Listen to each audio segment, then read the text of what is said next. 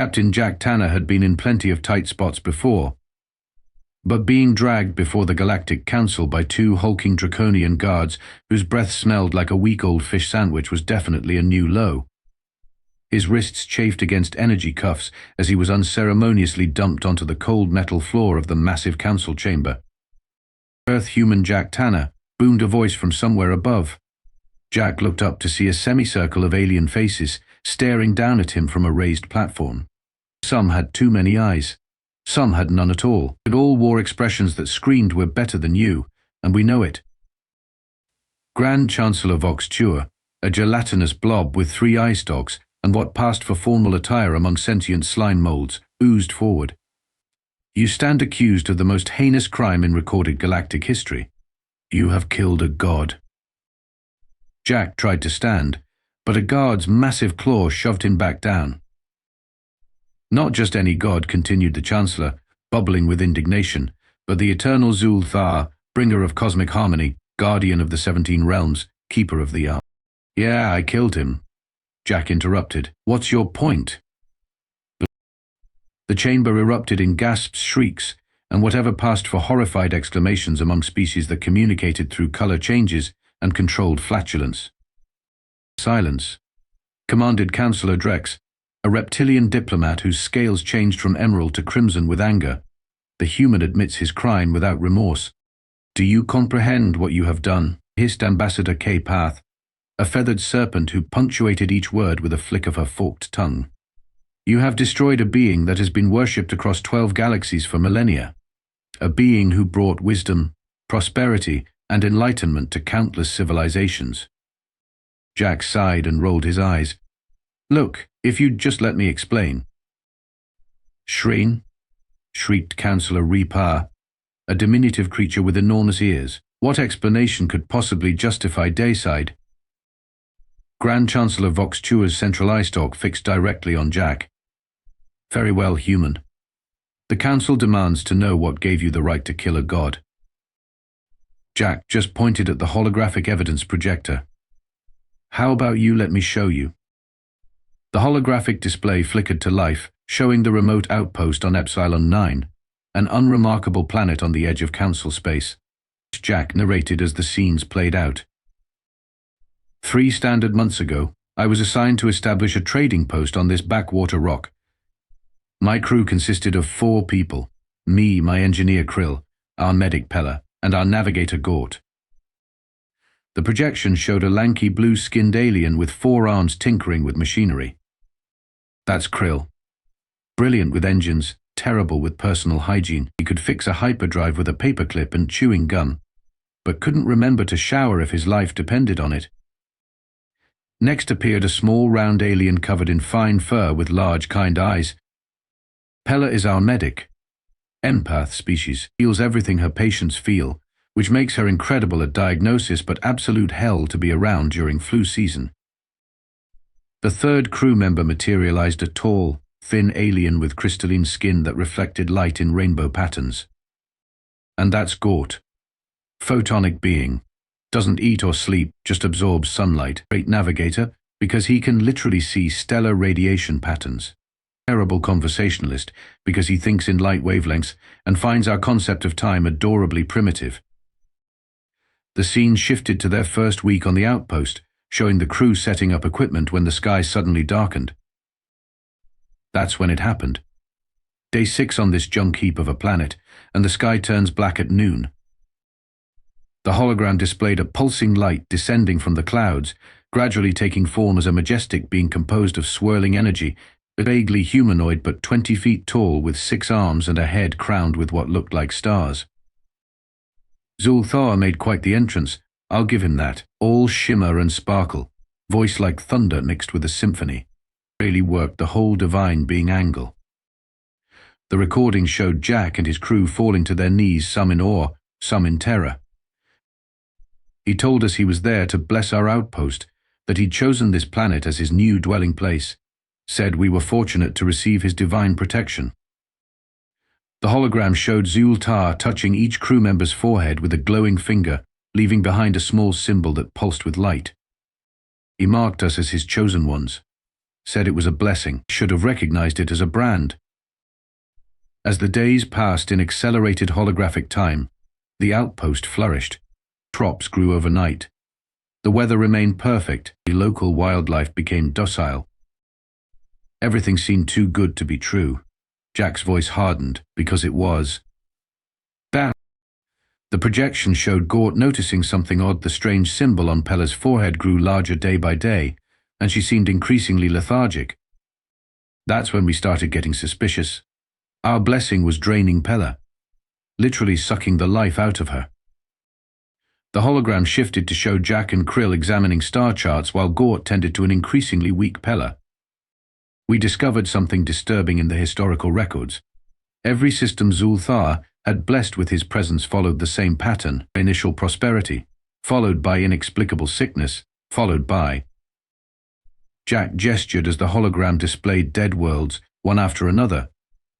Total planetary extinction. Every single time. The council chamber grew silent as they watched Jack and his crew piece together evidence. We tracked his path across the galaxy. 17 planets in the last millennium, all dead. The pattern was always the same.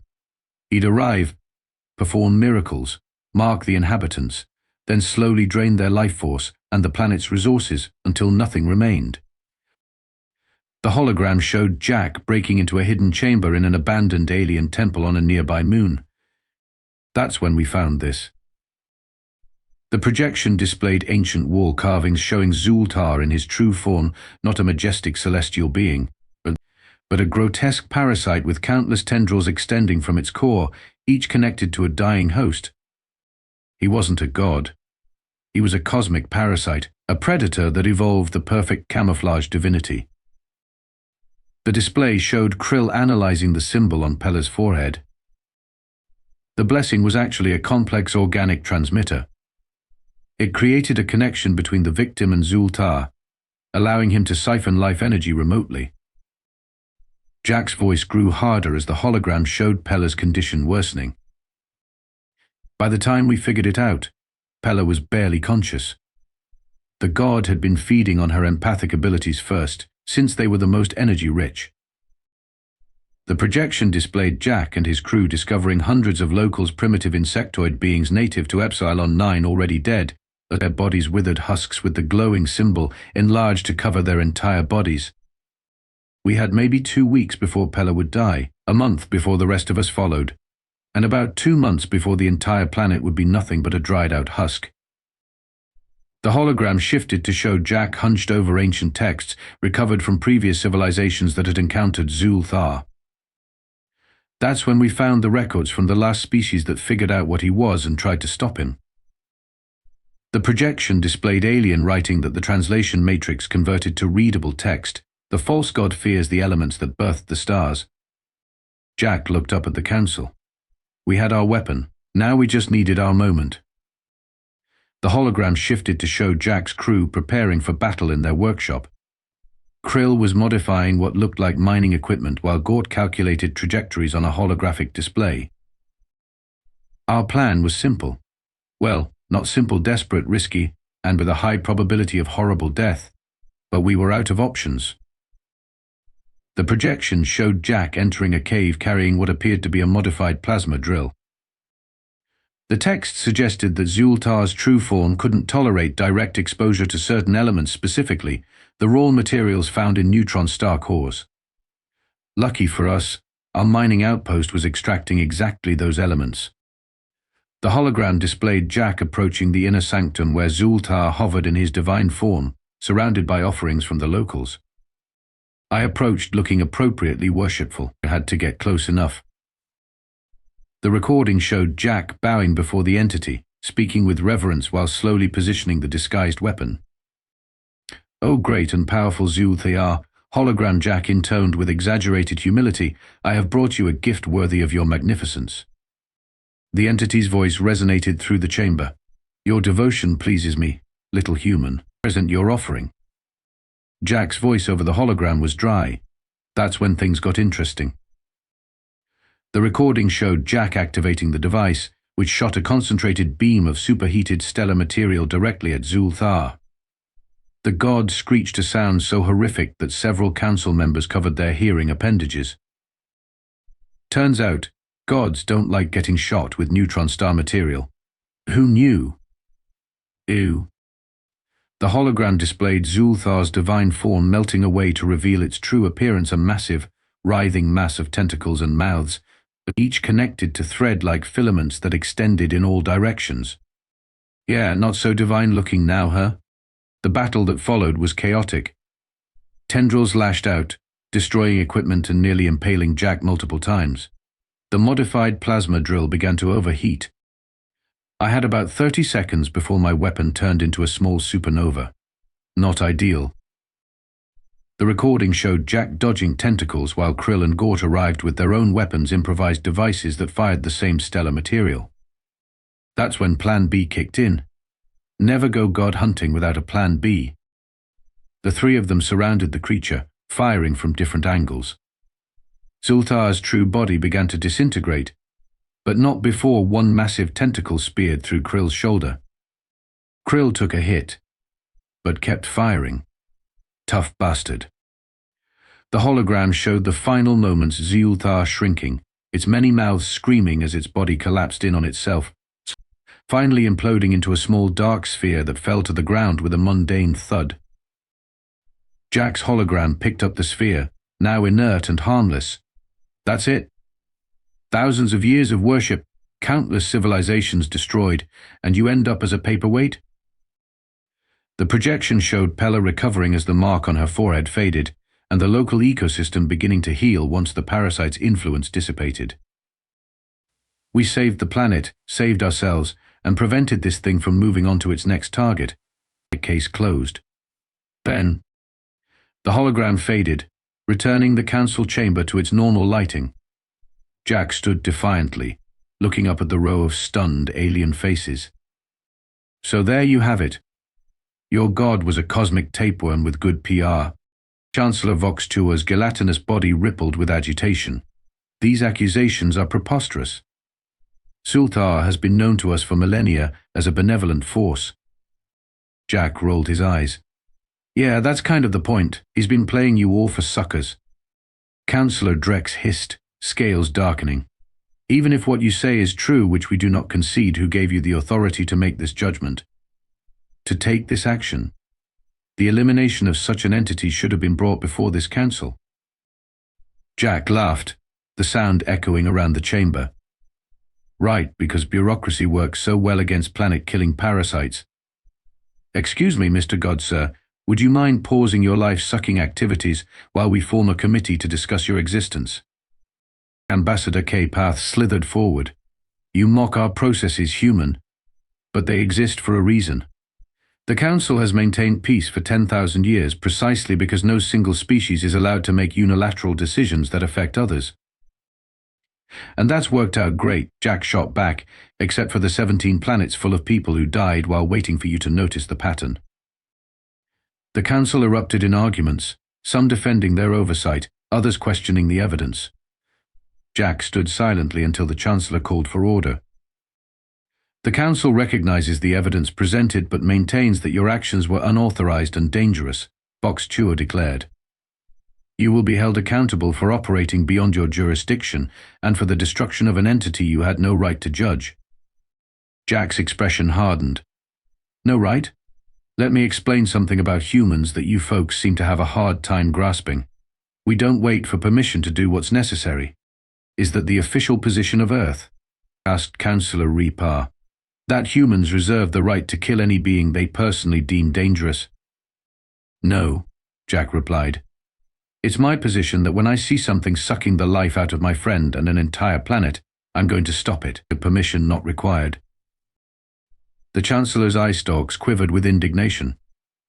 This attitude is precisely why humans remain on probationary status within the Galactic Alliance. Your species consistently demonstrates a troubling combination of impulsiveness and violence. Jack crossed his arms. And your species consistently demonstrates a troubling combination of bureaucracy and cowardice. But I've got one more piece of evidence you might want to see before you sentence me. Jack gestured to the holographic projector once more. The computer, Display the final data set from Zul'Thaar's neural patterns. The projection activated, showing a complex web of light, a map of the creature's planned migration route. The chamber fell silent as one by one. Council members recognized their own homeworlds highlighted along the path. "That's right," Jack said quietly. "You were next, all of you." The grand buffet after the appetizers. Councillor Drex's scales paled to a sickly yellow. "This cannot be correct." "Check your own records," Jack challenged. "Look for the signs we found on Epsilon 9, unexplained illness. Mysterious markings, charismatic new religious leaders who appeared in the last decade. Sound familiar yet?" Ambassador K-Path's feathers flattened against her body. "The Temple of Celestial Light on my homeworld, their symbol, is the same mark Zul'Thaar placed on his victims," Jack finished for her. "He was setting up feeding stations across all your worlds, preparing for a feast that would have wiped out the entire council in less than a year." The chamber erupted in panicked conversations. The Chancellor's gelatinous form quivered violently, a sign of extreme distress. "Order. We will have order," Vox Tua finally managed, though his voice lacked its earlier authority. Jack spread his hands. "Look, I get it. You're embarrassed. Your prestigious council got conned by a pretty light show and some parlor tricks. But right now you have people on your homeworlds who are already infected. You need to find them and treat them before what happened to my medic happens to them." There was a long silence before Chancellor Vox Tua spoke again, his tone markedly different. "The Council acknowledges the service you have rendered, Captain Tanner. We will dispatch medical teams immediately to investigate these allegations." "Not allegations," Jack corrected. "Facts, and you'll find I'm right. You always do. Eventually. Just usually after I've already solved the problem, and you've tried to punish me for it." The energy cuffs around Jack's wrists deactivated with a soft click. "You are free to go, Captain," the Chancellor stated. "The Council expresses its gratitude." Jack rubbed his wrists and grinned. "Wow, that sounded painful. You might want to have your medics check if your face is stuck that way." As he turned to leave, Ambassador K-Path called out, "Human. What if there are others like Zul'Thaar? What defense do we have?" Jack paused at the chamber doors and looked back over his shoulder. "You've got humans. We're kind of specialists at killing gods." He walked out whistling, leaving the mighty Galactic Council scrambling to clean up the mess. Just another Tuesday in the life of Jack Tanner, the man who shot a god and lived to brag about it.